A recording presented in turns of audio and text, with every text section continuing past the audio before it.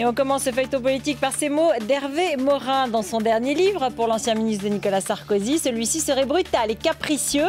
Voilà qui détonne dans l'océan de louanges réservé au président côté UMP ces derniers jours. Du coup, Jean-François Copé, le secrétaire général de l'UMP, n'a pas raté l'occasion. Écoutez. Hervé Morin n'est pas le mieux placé pour parler de brutalité. Lui qui a eu l'immense honneur d'être ministre de la Défense, l'un des postes les plus prestigieux de la République. Et il a été choisi par qui? Par le président de la République. Que pour des raisons qui lui appartiennent, il fasse œuvre d'un petit peu d'amnésie, c'est son choix.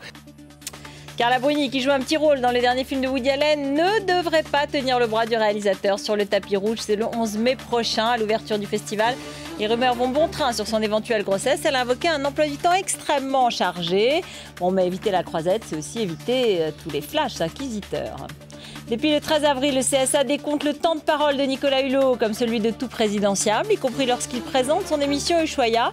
C'est un casse-tête pour la chaîne TF1 qui pourrait arrêter de diffuser l'émission pour ne pas avoir à rattraper des heures avec d'autres candidats. C'est ce qu'avaient fait les chaînes américaines avec les films d'Arnold Schwarzenegger. Vous vous souvenez peut-être, il avait fait campagne pour être gouverneur de Californie en 2003.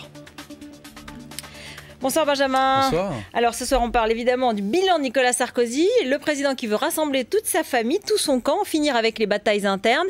Et donc on a eu le droit à une jolie photo de famille aujourd'hui. Oui, celle de François Fillon, le Premier ministre, et Jean-François Copé, le président de l'UMP. Alors le rendez-vous a été donné dans le 7e arrondissement pour un déjeuner de travail et d'amitié. Dixit François Fillon. Il faut dire que l'information a bien été relayée par les services de presse des deux hommes pour que la rencontre soit immortalisée par les journalistes.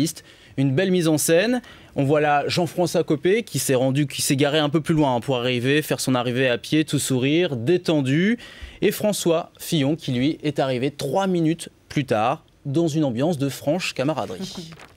Bon alors, il s'est passé comment ce déjeuner? Alors figurez-vous que j'ai appelé le restaurant pour savoir comment s'est déroulé ce déjeuner. Eh bien il a duré 1h30, entrée, plat, dessert, pas d'alcool, pas de digestif, uniquement de l'eau dans une ambiance sereine, m'a assuré le maître des lieux. Qui n'a pas voulu vous donner le menu parce qu'ils avaient demandé à ce qu'on ne le donne pas. Les ils sont en régime, moi je suis sûre. De rien faire filtrer. Bon, ils se sont vraiment réconciliés alors? Alors écoutez, à leur sortie, vous allez voir, tout semble aller pour le mieux, mais le plus intéressant vient plus tard, quand un journaliste demande à François Fillon si les rancœurs sont oubliées. Écoutez sa réponse. On sait que vous êtes parfois affronté assez fortement. Tout ça s'est effacé, tout va bien? La compétition est inhérente à la vie politique. Allez. La compétition est inhérente à la vie politique. Regardez bien le visage de Jean-François Copé à ce moment-là. On est loin de l'union sacrée. Merci beaucoup, Benjamin.